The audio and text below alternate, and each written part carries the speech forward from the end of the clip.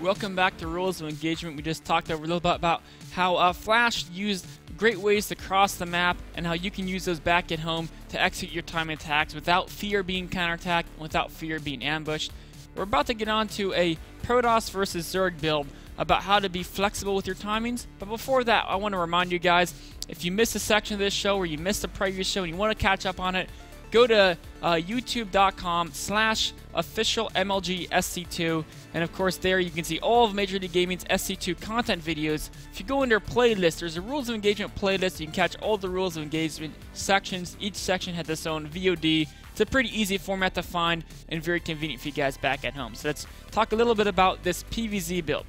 And a couple things I want to keep you guys keep in your mind as we go through this are going to be, if you want to have flexible timings, first, you need to get scouting very aggressively, and then you need to utilize your scouting information. So you have to get a ton of scouting information and then utilize it very well to basically make your timings flexible.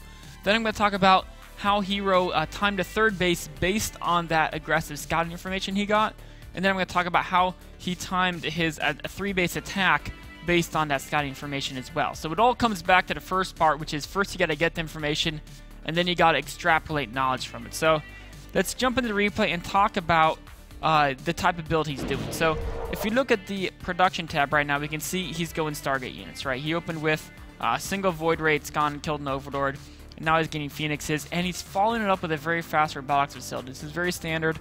This build is a pretty standard one, and one of the big advantages it has is that you get a ton of scouting as a Protoss player. There's several different ways to play. One is to just get a very streamlined timing build, right? And if you do that, then of course you're basically gonna cut scouting out to get the build streamlined as fast as possible and just make it hit a precise, perfect timing before your opponent can be ready for it. That's something like, for example, Parding's 2-base Immortal play is a perfect example of that. But then there's other ways to play where what you invest in is going to be a lot of scouting units early. Maybe do a little light harass, but the primary purpose is to get a ton of scouting information on your opponent. And the goal of these builds is to be able to be flexible with your decisions based on what you scout. So we see here he's scouting around, of course, just getting a couple probes here and there. He hasn't shown his Phoenixes yet.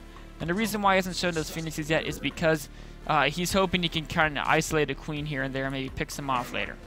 One thing, he notices a couple roaches here. And so this is already kind of going off a little sensor in his head. Why would someone get roaches? Well, maybe she's worried about me doing a 2-base LN follow-up. Of course, he's not. He's teching. He didn't go 8 gateways. But it also says, you know what? She's investing in some early game units. But the important thing is that he gets more information. And the reason why that's so important is because look at what he spent. His first Rebel unit was an Observer. And then he's gotten a Stargate, and he's gotten 4 Phoenixes and a Void Ray. These aren't going to be super useful in an actual battle. So he's invested in units that are exceptional at gathering information. So he needs to use that information, and now that he's going to use it to try to figure out exactly what she's up to. So he's coming in here, and now he finds all these roaches, right? So now he knows, you know what? Hero Scouting is telling him that Scarlet is investing in a ton of early game units because he's seen, I mean, who makes 15 roaches, right?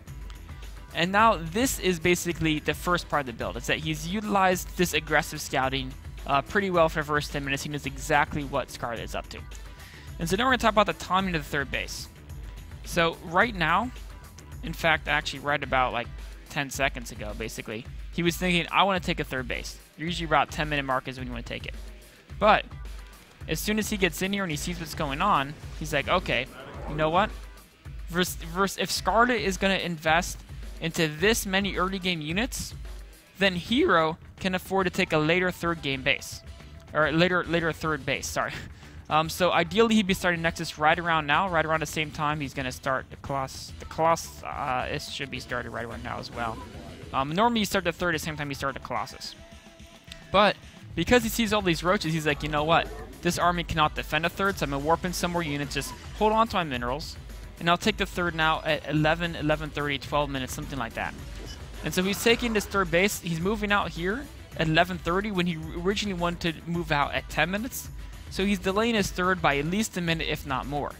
And the reason he's okay doing that is because he knows, you know what? My build is going to be slower economy. It's not going to be as good, but I do have a big advantage. And that's the fact that Scarlet has invested so much into these roaches that she's going to have a suboptimal build as well. I mean, ideally, a Zerg would be teching Hive at 11 minutes, but Scarlet's nowhere close to teching Hive. In fact, she hasn't even taken her 4th base yet. And Hero knows that, so he knows he's safe to take a later 3rd base because she invested so much in those early game units, so he can have a little bit of flexibility in the timings of when he does things. Scouting again, and this is, he notices, no Hive tech, right? No Hive tech at 12-minute mark is a fairly late Hive for a Zerg player, so he's like, okay, because she's taking Hive so late, it's okay that all my stuff is a little bit late as well. Now we're going to talk about as he builds up for his 3-base timing. So the first thing is he knows the Hive is late. And that as he builds up, if you look at, let's say, like most standard PvZ games, as they're going, this is a nice little micro trick here. She tries to get value out of these early game units because Scarlet has to. She has to. These roaches over the next minute will become almost 100% worthless about a minute from now. And so if she doesn't get value out of them now, they're going to basically never get value again for the rest of the game unless maybe investing in drop tech or something. So this is their best opportunity, but she's still going to trade very inefficiently just because, I mean, they're roaches, right? And they're roaches against non-pure gateway army. So they're not going to trade efficiently. And because of this, we can see, you know what? This unit lost tab means it was okay that Hero took a late 3rd. It's okay that he's significantly, like, I mean, a Protoss would want to be about 20 food higher than he is right now, and that's because he's expanded late. But that's okay because she had to invest in, or she didn't have to, but she chose to invest in all those roaches, which meant it was okay for him to delay all his timings as well. So now we see it building up. Normally, a Protoss going for this 3-base Colossi timing wants to be moving out right around now, if not earlier. Like 13:30 is usually when you want to move out. But you know what? Hero's not going to move out until, looks like it's going to be still walking around, still walking around, still walking around. He's not going to move out until about 15 minutes, right? And one of the reasons why he can do this is because his let's actually back this up just a hair. Here we go. His little scouting probe, this is again utilizing that scouting, right? He comes in here. Where's he? There he goes. And he's going to see, okay, I'm going to see exactly what's going on. The Hive just finished, or the Hive's done. The Spire is just finishing, which means at best she makes a Greater Spire right now. In fact, that's exactly what she does. Instantly turns into Greater Spire. But he knows he has plenty of time. And so you usually want to time the attack roughly when the Greater Spire is halfway done, is when you want to be attacking. So as we see here, we can look, okay, he's about to attack now. You know what? This attack, if you look at the game timer, it's at 16 minutes.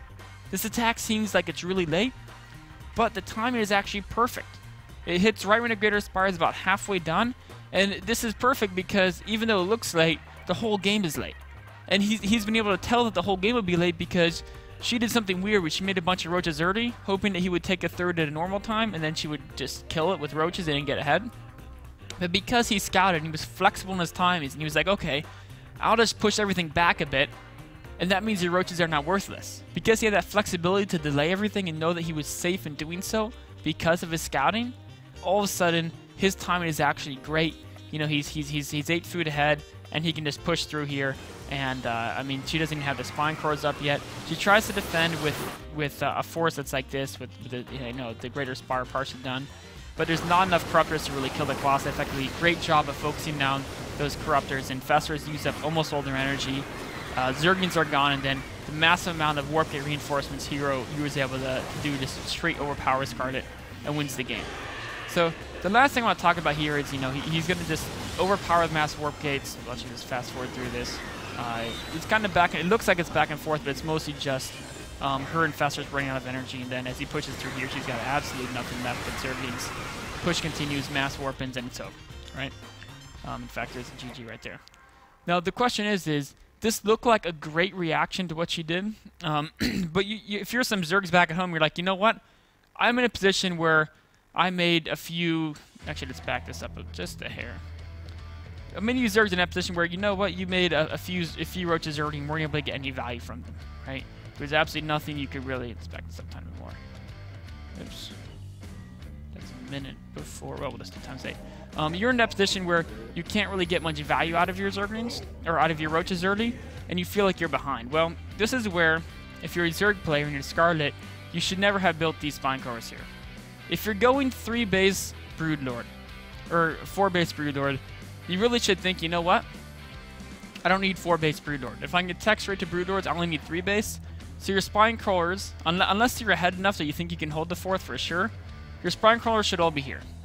Or at the very least, you should hold your infestors and your Zergings back there, because guess what? If you try to fight with this few corruptors when you have 8 more, or excuse me, 6 more in production, you're gonna have a much better chance of holding an attack if you just sack a couple bases and then defend once you get brood lords. You can even sacrifice your 4th, your top left base, and your 3rd. But if you pull all the drones back and you morph brood lords in your main and you keep some infestors there too, so they can't blink the stalkers under them, all of a sudden you're still in a fine position because guess what? You still kept 73 drones alive. Once you get the infestor brood lord, you have total map control for the next 5 minutes. Basically up until he gets the mothership out. So with that map control, you can re-expand or you can push for the kill. But the idea is that if you're spending all your money to invest in tech, you should not be afraid to lose bases. Go feel free to go ahead and sacrifice them, or else you're just gonna lose the game to a great timing push like what Hero did there. So anyways, to recap on a couple of things that Hero did well, one is he did a build where he had aggressive scouting, right? He invested in the fast observer, a fast void ray, and of course all the phoenixes. So you need to utilize that if you're gonna have flexible timings. He utilized that to see, okay, she got roaches, I'll delay my 3rd base, and then okay, I know exactly when her hive tech is, I know exactly when I need to push in from our 3 base timing to win the game right before those brood lords hit the field. So when you're playing a game where you have a lot of scouting, just go ahead and try to keep that in mind to try to think of how you can adjust your timings to take better advantage of that scouting information. Thank you guys for watching this segment of Rules of Engagement. We'll take a quick break and be right back with our last segment, which is going to be a Zerg replay, Roro versus Crank.